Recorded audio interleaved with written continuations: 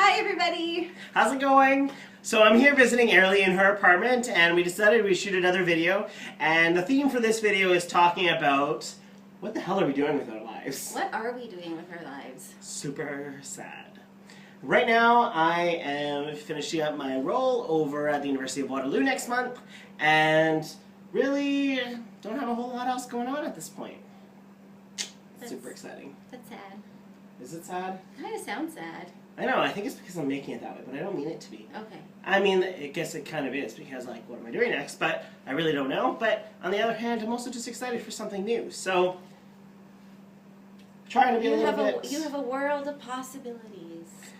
I think the challenge right now is kind of figuring out what do I want to do that's going to be impactful and will make a difference. And so that's the thing I was talking about with Aerlie a little bit earlier on was, what was it, 6 years ago, you and I went to Paris, France, and we went to the catacombs. Mm-hmm. And we were walking in the catacombs, which if you've ever heard of it or haven't heard of it, it's essentially this enormous place that is like miles and miles long, where all the walls are essentially filled with human bones. And it's really humbling when you go through there, because as you're walking through the catacombs, you realize like these were the bones of people, and essentially these people had lives. I think the challenge with it now is I look at it and I think, you know, there's no way to really remember who each of these individual people are. And so how do you have an impact? How do you have an impact? Way to contribute. So going through the catacombs, one of the things, it's just a very humbling experience because you realize these are human bones and you don't really know who these people were. And it's thousands of people. Like, yeah. Thousands and thousands and thousands of unnamed people. Like you don't know anything. You don't even know if they're male or female, let alone who they were. And just what their stories were. Yeah. And how are they going to be remembered? How did they live their lives? How were they impactful? Mm-hmm.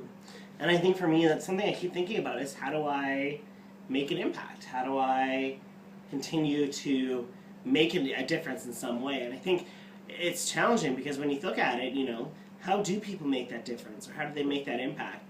And I'm really struggling with that right now, not knowing what is the next step that I could be doing. And I think about it often when I'm driving home some days, and I'm thinking to myself, okay, well, you know, what did I do today that really made a difference? Mm-hmm. And I think that's where I look at, you know, what are we doing with our lives? And I think about, you know, what is it that you're going to be doing that will make that difference and will make that change and impact others around you? No, I often think that as a society that our sense of purpose is more immediate than it necessarily has to be. Okay, no, let me tell you a story. Okay. I was watching this documentary. It was about how humans kind of migrated and spread out throughout the world.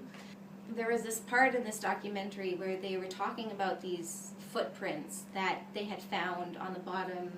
Well, at the time, it was a lake when he made these footprints. Right. Now they're fossilized. But anyway, these footprints that they found proved that humans migrated like 10,000 years earlier than previously thought. But this man or woman, whoever they were, mm-hmm. one day decided to walk across this shallow lake to go someplace new, and thousands of years later, it's helping us discover our past, basically, right? So if you're thinking about purpose, it's not necessarily an immediate thing. Maybe leaving those footprints on the bottom of that shallow lake was that man or woman's purpose in life. Right. Right? But they probably don't even realize that. No, of course not.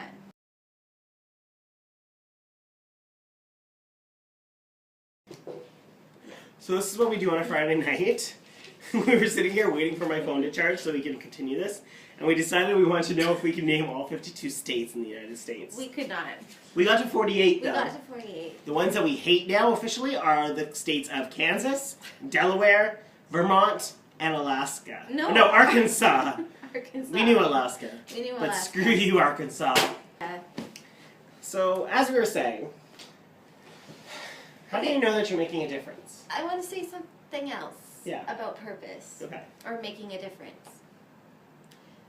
You might not necessarily know that you've ever made a difference to someone's life unless they tell you that you've made a difference. How would you know? Well, I don't think you always know what the individual differences are you're making to people, right? But I think as a collective, you know that whatever you're working towards is working towards a greater good to something. And so to me, that's part of how I feel like I could be making a difference, is knowing I'm doing positive things. When you make a difference individually, it helps the collective, though. Right. Right. I guess it's looking at the micro or macro, right? So you're looking at, do you want to work one-on-one and make a difference for someone, or do you want to be, and then therefore making a difference for whole, depending on how many people you're affecting, or how many people that one individual then impacts, or is it looking at, as a whole, and how you affect a community? Right. So the micro affects the macro. Definitely. And the macro affects the micro. Right. So I guess that's kind of my question for people, is wondering, how do you know that you're making a difference for somebody else? I don't think you will ever necessarily know for sure, but I think if you're actively trying to make a difference, and it doesn't necessarily have to be something huge. It could, making a difference in someone's day might just be holding the door for them. Absolutely. Little things like that just add up. And I think that's why I volunteer with things like Random Act of Kindness Day, because I know that those small interactions you're having with somebody else, right, whether it's buying someone a cup of coffee or holding a door open for someone, can really make a positive difference for that person, right? And I guess it's looking at, I guess the impatient side of me is just wondering, until the time knows that you have made that difference for somebody, do you really know? And what do you do when you don't know? Maybe the focus can't be on whether or not you know. Maybe it's more of a feeling, or you going home at night and saying to yourself, yeah, I think I made a difference today. You might not ever get that reinforcement back, but if you know in your heart that you've done everything you did that day to make someone's life easier or make a difference, maybe that's what the focus needs to be on. You've made a difference to me. Aww, you made a difference to me. You only feel like you have to say it. No, I don't. No. Never. Well, let us know what you think about this. Feel free to comment below or comment on our Facebooks, or just talk to us when you see us. Well, people watch you too. Well, I know, but You're going to get your own spin-off show someday. I just know it. Until next time, we'll see you guys later. Bye. Bye. This is Oliver. He's not really a big fan of me. He's not a big fan of people, period. Except for me. He loves me. And in closing, here's a photo of Aerlie and I in Parks Disneyland in Paris. Yeah.